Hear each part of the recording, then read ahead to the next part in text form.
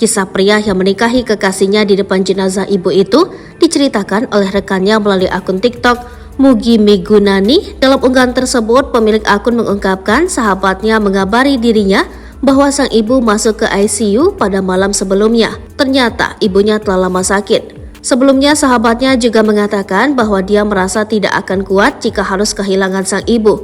Bahkan karena tak mau jauh dengan ibunya, pria tersebut berencana untuk mencari pekerjaan di daerah asalnya setelah menyelesaikan kuliah. Padahal di dalam hatinya, ia ingin mencoba pekerjaan di tempat yang jauh demi mencari pengalaman. Di malam yang sama, sahabatnya memberitahu bahwa ibunya telah meninggal dunia tepatnya di hari Jumat. Sambil menangis, sahabatnya tersebut menyampaikan kabar duka itu melalui pesan suara. Keesokan harinya, di tengah suasana duka sebelum sang ibu dimakamkan, sahabatnya menghubungi pemilik akun. Ia mengundang pemilik akun untuk hadir di hari pernikahannya. Dia menyatakan niatnya untuk menikah di depan jenazah ibunya. Ternyata sahabatnya ini berusaha memenuhi wasiat ibunya yang ingin melihatnya menikah sebelum meninggal. Oleh karena itu, dia memutuskan untuk melaksanakan akad nikah di depan jenazah sang ibu.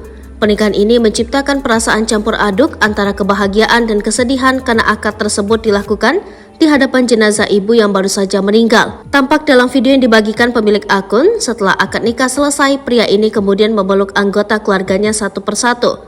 Baik antara pria dan kekasihnya itu sebelumnya belum pernah merencanakan pernikahan, apalagi keduanya belum menyelesaikan studinya.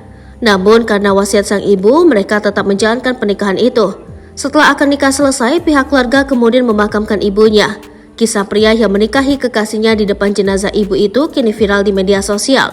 Warganet yang menyaksikan juga turut terharu dengan pernikahan tersebut.